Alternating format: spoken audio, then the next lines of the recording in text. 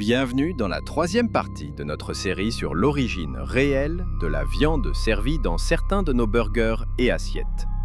Vous croyez encore savoir ce que vous mangez? Laissez-moi vous montrer pourquoi vous devriez en douter. Dans cette vidéo, vous allez découvrir pourquoi les chercheurs de Clear Labs ont été pétrifiés après avoir analysé la composition de certains burgers de fast-food.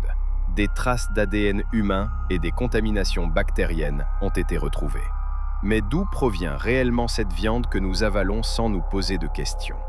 Un cas glaçant, une épidémie d'E. coli liée aux Quarter Pounders de McDonald's qui a provoqué hospitalisation, maladies graves et même des retraits massifs d'ingrédients. Mais ce n'était qu'un début. En 2017, l'opération Carne Fraca a révélé un gigantesque réseau de corruption au Brésil. De la viande avariée, recyclée, mélangée et exportée vers le monde entier. Viande mélangée? Oui, mais à quoi? Et en 2013, le scandale de la viande de cheval a explosé en Europe. Burgers 100% bœuf, vendus par de grandes enseignes, y compris Burger King, contenaient en réalité de l'ADN de cheval et parfois même de porc. Alors, si de telles tromperies sont prouvées, qu'en est-il de ce que nous ne savons pas encore? Casablanca, 1952.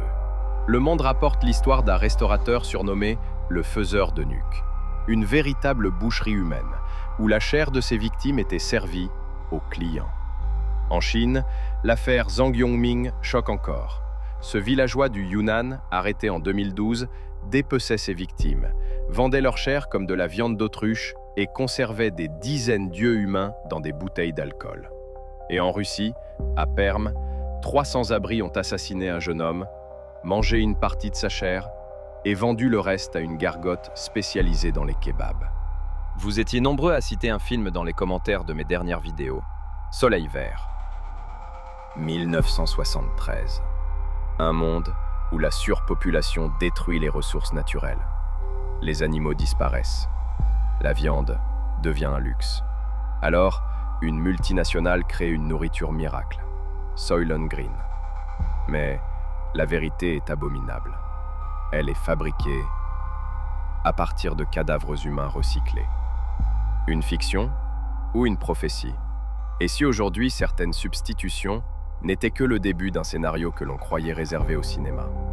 Et si nous y étions déjà? Merci d'avoir suivi cette série de vidéos. Quel sera mon prochain sujet?